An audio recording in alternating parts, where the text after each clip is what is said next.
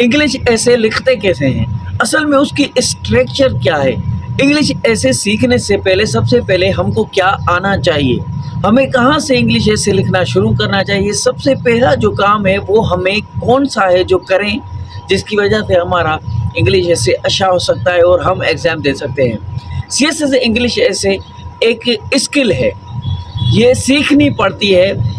इसमें आपको कितनी भी नॉलेज होगी, अगर आपको स्ट्रक्चर का पता नहीं होगा कि आपको सबसे पहले क्या लिखना है, उसके बाद क्या लिखना है, फिर क्या लिखना है, फिर ऐसे शुरू से लेकर आखिर तक ऐसे में इंग्लिश ऐसे में हमें क्या क्या लिखना है, कैसे लिखना है, वो जब आपको स्किल आर्ट नहीं आएगी तो आप सही तरीके से इंग्लिश ऐसे नहीं लिख सकते।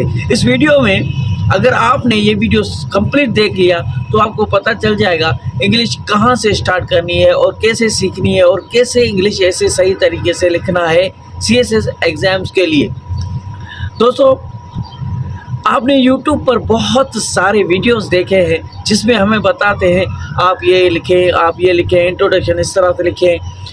मैंने भी देखे हैं, बहुत सारे वीडियोस देखे हैं, बहुत सारे, लेकिन ये वीडियो देखने के बाद आप इंशाल्लाह ये कहेंगे कि तो यही वीडियो था जिसको हम ढूंढ रहे थे।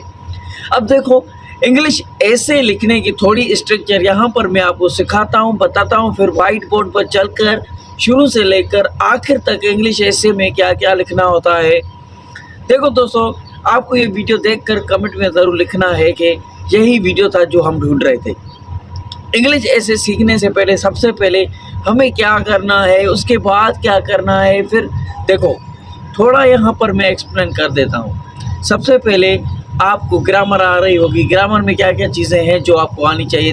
कुछ 3-4 बातें हैं जो कि वाइट बोर्ड पर मैं आपको समझाऊंगा, वो आपको आनी चाहिए, वो बेसिक इंग्लिश है। उसके बाद जब हम इंग्लिश ऐसे लिखना शुरू करते हैं तो सबसे पहले आता है हुक सेंटेंस।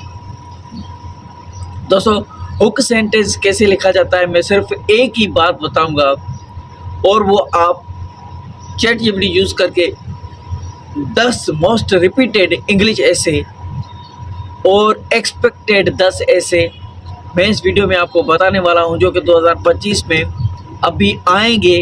वो आप तैयार करके, याद करके, उसकी स्ट्रक्चर को सही तरीके से समझ कर, लिख कर उसको मेमोराइज करें। आज से ये सीरीज़ शुरू हो रही है। सबसे पहले मैं आपको सिखाऊंगा कि हुक सेंटेंस किस तरह से इंग्लिश में लिखा जाता है, इंग्लिश ऐसे में। उसके बाद सबसे पहले अगर आप इंग्लिश ऐसे सीखेंगे तो आपको इंट्रोडक्शन लिखना आना चाहिए।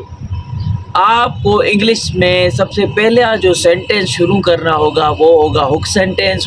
हुक सेंटेंस के बाद हमें कौन से सेंटेंस और उनमें क्या क्या लिखना है, ये वाइट बोर्ड पर सब कुछ एक चीज़ समझाऊंगा। ये सीरीज़ मैंने शुरू की है, 10 मोस्ट रिपीटेड इंग्लिश ऐसे आपको लिख कर दूंगा और यही आपको मेमोराइज करके 2026-27 के एग्ज़ाम देने हैं जो अभी आपकी अगस्त में अप्लाई शुरू होगा और 27 में जाके रिटन एग्ज़ाम फर्स्ट पेपर आपका इंग्लिश का होगा। इसमें फेल हुए तो बाकी 12 पेपर आपके काम के ही नहीं है, फजूल है, बेकार है, किसी काम के नहीं है।